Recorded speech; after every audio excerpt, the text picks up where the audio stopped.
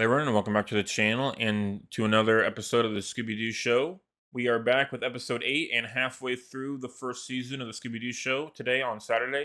And then as you can see, I'm still wearing the same clothes, so I'm just recording these back to back because at the time of this recording, I start my job soon. So I just wanted to be as far ahead as possible so I can constantly be pumping these out at a regular basis because at my current pace, we'll finish off Scooby-Doo in 2027. So that's going to be super fun. Just how I'm going to do it right now. So there'll at least be content on the channel for a while. And I've also changed the banner on my YouTube channel as well, just to keep it nice and fun. So last episode, I rated a 6 out of 10 because I love the interactions with the Scooby gang of like Fred and the gang. Basically, when Shaggy and Scooby got something, or Fred immediately waking up when Shaggy said Scooby's been captured and not even questioning it. It's like, let's go rescue him. And then whenever Shaggy and Scooby hid underneath the gurneys and got taken by those two henchmen, they immediately went over to rescue them as well. So a lot of fun. I did want more villain interactions. Like I said last week, my favorite episodes are when the villains are actually a part of the actual chase and had more funny moments with them. That's why Redbeard is still my favorite villain, just because he was much more involved. And that's why Go Away Ghost Ship is still 8 out of 10 in my favorite episodes so far of the entire series. So I just want more of that kind of thing. We had a lot of good episodes, and yesterday we also had some good episodes. So far, nothing's been lower than a 5 out of 10, so I'm very happy with how the Scooby-Doo show is currently treating us. It makes it a lot of fun, and I can't wait to continue on, which is why we are going to go through episode 8, and we're halfway through the first season, which is pretty cool. So our current stats at the halfway point. Weird food items we only had in episode 3, which is the spicy corn fritter. The rest of the stuff that they've eaten has just been regular food, so I haven't really mentioned it. And then for property damage, they haven't really had any. There's been a drought the past couple episodes, but right now Shaggy's at $500K, or $500, and Scooby's at $5,500. And then for Scooby Snacks Eaten, we have Shaggy at 2 and Scooby at 6. So this episode is going to be episode 8, called the No-Face Zombie Chase Case. That was a mouthful. It was released on October 30th, 1976 in series episode 57. It released by the same guy. I love you, Charles. Yeah, I've been making good episodes so far. And so the premise, while eating dinner, Scooby witnesses a burglary. A valuable coin was stolen by a faceless zombie. As they follow the zombie to the Dilly Dally Dolly Co. factory, they encounter a gorilla who might also be part of the robbery. That's an insane premise. If you just mentioned that just by itself, you'd be freaked out. Like Dilly Dally Dolly Co. Company? Come on, that's a ridiculous name. Holy crap. Okay. So, and then some nice little trivia.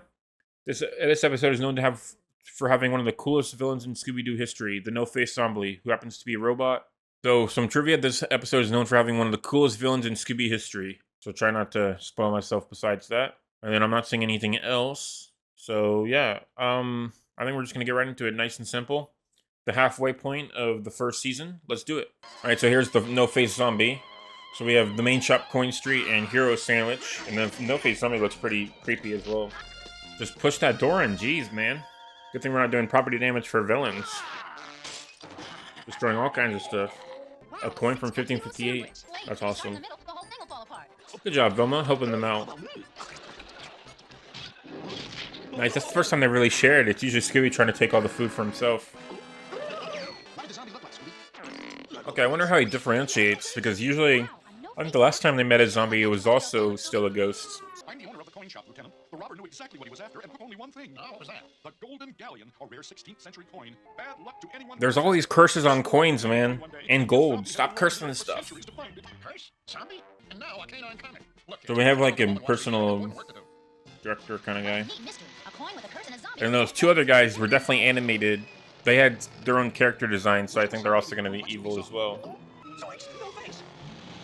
How can you drive, man, without crashing? That's the same vehicle that was just parked there, so it has to be one of those guys that was there, because they have their own character models. Oh, roundabout, love it. Yeah, I have a roundabout in my current neighborhood as well. Dilly Dally Dolly Co. Yep, there it is. That was definitely making fun of them. That's a bit creepy. Wow, so the zombie's just still dressed up in the window. I feel like he would have undressed. Well, that works. That's like Shaggy in one of the first episodes where he was able to just whoosh in. That was pretty funny, actually. By taking his teeth out and then shushing the teeth. And he still, like that, putting them back in his mouth so they would be quiet. That Where did you get a forklift, Daphne and Velma? Come on. With the wrong thingamajig. Try again, Daphne. Nothing in That's ridiculous. I love it. There's a lot of suspects in this episode. There's those two people that were next to that PI guy. The jeweler person, I could have stolen it for insurance money or something. There's the big dude at the door. Are you Mr. Dilly and Mr. Dally? Yes. We can explain, sir. Gotcha, okay. If there's a zombie in the building, we'll find him. I'll check the storeroom.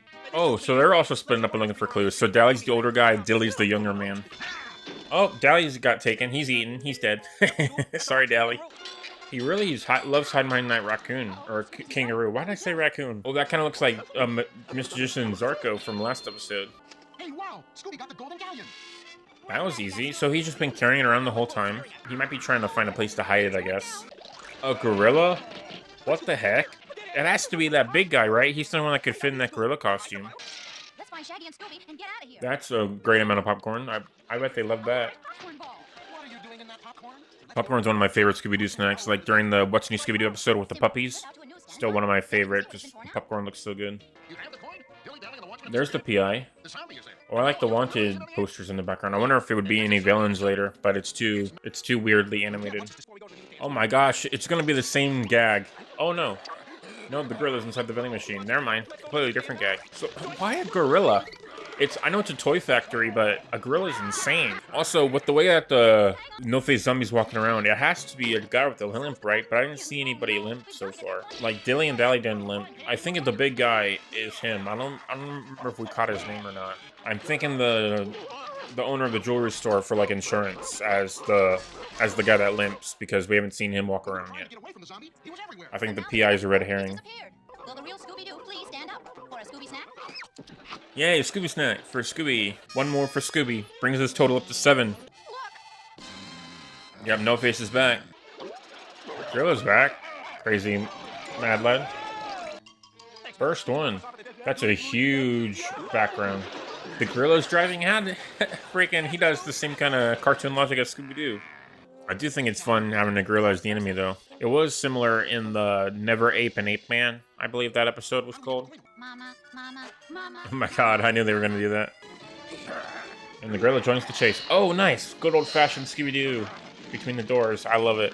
We haven't seen that in forever. And it makes perfect sense at this company since it's a huge place. The no-face zombie was only a computerized robot. Oh, it was a robot. And that's really well animated. After him. So they did pretty good on that. So that means there's only one villain, I guess? Dilly and Dally and the strongman left real quick, so it must be them, right? Because now I'm thinking the jeweler was just another red herring as well. It's Mr. Dilly. And this Dilly, magazine okay. Scooby brought back is a clue to why he wanted the coin. The legendary curse of the golden galleon. Gotcha. Attached to this rare coin, the Sultan of Swahili has offered $1 million for it. Jesus. 1 million. And I would have succeeded had been for these meddling kids. The zombie was trying to find Dilly to give him the coin, but we kept showing up at the wrong time. We found Mr. Dally and the Night Watchman locked up in the storeroom. Night Watchman. Okay, so they were also red herrings, so I had like a 1 in 6 chance, but I think I got it mostly wrong. All gone. Oh no. Alright, and that was the end of this episode. Definitely kept it interesting with all the different bad guys, especially with the lieutenant having like junior detectives, I mean. Those two guys next to him really felt like good red herrings as well because they were fully animated, like they had character models. So that's why it was kind of interesting I thought they were a part of it, but they weren't. So that kept it pretty interesting. And Mr. Dilly ended up being the bad guy and also just a complete robot. Didn't even tell you how you programmed the robot or anything like that. Yeah, it said that was one of the coolest villains because it ended up being a robot, but that was actually pretty interesting. I did like how many people there were to treat as suspects. Like the Night Watchman, I really thought because he would be the only biggest one into the gorilla costume. And Dally got vanished away, so kind of betrayed his partner. I feel like they could have been in on it, made it a double villain, but Mr. Dilly ended up being the bad guy, so I was definitely surprised by that one. They caught me off guard. A fun fact, by the way, $1 million in 1976, when this episode came out, to 2024, which is this year, is worth $5,541,000. An increase of $4.5 million over 48 years, which is an average inflation rate of 3.63% per year. That's crazy. Retire forever money. That's awesome. I would have done it too. I would have if just one single coin, it would have been easy. Freaking meddling kids. I think I'm gonna give this one another 7 out of 10. Tied up with Fiesta Host as an Attack Ghost and Sacred Lot and Camelot, or no, Headless Horseman of Halloween. Because I feel like this one was quintessential Scooby-Doo with several suspects, the good old chase scene, a Scooby snack eaten for like the middle of this season. I feel like was definitely pretty strong. I don't think it's as good as some other 7.5s or 8 out of 10s that I've done before, but I think this one definitely brought a lot of A game on this one. I really enjoyed it. It definitely tricked me on the villain, which I definitely think I enjoyed. Having the robot reveal was pretty fun because I really thought it was going to be Dilly and Dally or the whatever, that guy. And the strong man, the Night Watchman is what he was really called. But I thought it was going to be them instead because they were the ones that had reasons, I guess, or just kind of had access to everything. So I really thought it was going to be them too, but it ended up being none of them, and it just Mr. Dilly by himself. He shouldn't have left his magazine on his desk, man. That's how you get caught. So that was very interesting on that one. That's why I'm giving it a 7 out of 10 because it had a lot of fun parts and a lot of things that I couldn't really guess correctly on. That also makes it more fun that way. So that's gonna do it from me for this episode. Definitely a bit of more of a longer one just because of the discussion part of it. But I had a lot of fun with that. In the halfway mark, like I said, brings Scooby Snacks to 7. There was no other stats after that. And the burgers that they were talking about, they didn't really mention any weird food items, unfortunately, on that one. So that's just gonna kind of end it off there kind of simply. So thank you everyone for watching, and I will see you tomorrow for the end of this week's episodes of reactions with episode 9. Thank you everyone for watching, and have a great